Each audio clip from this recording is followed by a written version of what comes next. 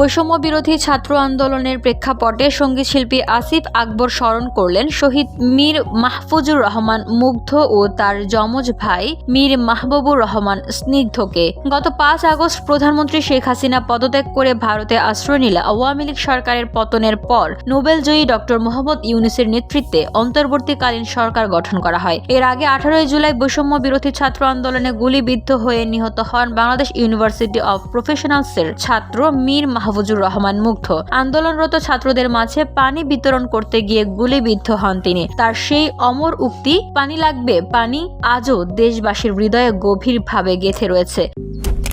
Malaysian প্রযুক্তিতে তৈরি অত্যাধুনিক cleaning machine modern vacuum cleaner যে কোনো ধরনের ধুলো ময়লাকে পরিষ্কার করে ঘরকে করে তুলুন চকচকে ও আকর্ষণীয়। Modem, brand of luxury. শনিবার নিজের ফেসবুক অ্যাকাউন্টে মীর স্নিগ্ধের সঙ্গে তোলা 2টি ছবি প্রকাশ করেন জনপ্রিয় কণ্ঠশিল্পী আসিফ আকবর। তিনি লেখেন, জুলাই বিপ্লবের মহানায়ক শহীদ মীর মুগ্ধ, তার টুইন ব্রাদার মীর স্নিগ্ধ, তাদের একমাত্র মামা মইনুল হোসেন চৌধুরী দীর্ঘদিন আমার সঙ্গে ছিল। সেই সূত্রে আমিও স্নিগ্ধর মামা। মইনুলের বিয়ের সময় মুগ্ধ স্নিগ্ধ ছোট ছিল। 2 ভাই আমার কোলে বসে ছবিও তুলেছিল। খুঁজলে হয়তো সেই ছবিগুলো পাওয়া যাবে। আসিফ আকবর আরও জানান, মুগ্ধ ও স্নিগ্ধ দুজনে স্কাউট সদস্য ছিলেন। আগামী 20 ফেব্রুয়ারি সিরাজগঞ্জে অনুষ্ঠিতব্য রোভার স্কাউটের 7ম জাতীয় কমডেকার উদ্বোধন করবেন প্রধান উপদেষ্টা ডক্টর মোহাম্মদ ইউনূস।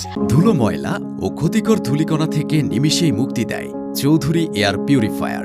এর শক্তিশালী সাকশন ঘরের কোনায় কোনায় লুকিয়ে থাকা সকল ধুলা টেনে ফিল্টার করে এবং বের করে আনে নির্মল ও স্বাস্থ্যকর হাওয়া।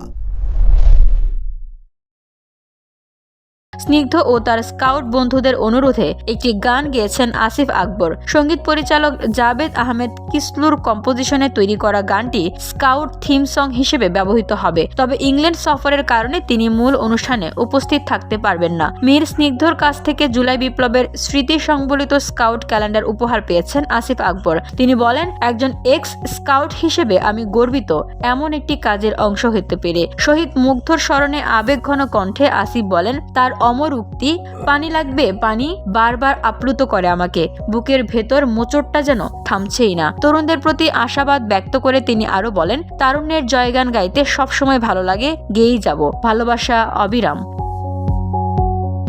VOD Bangla news desk.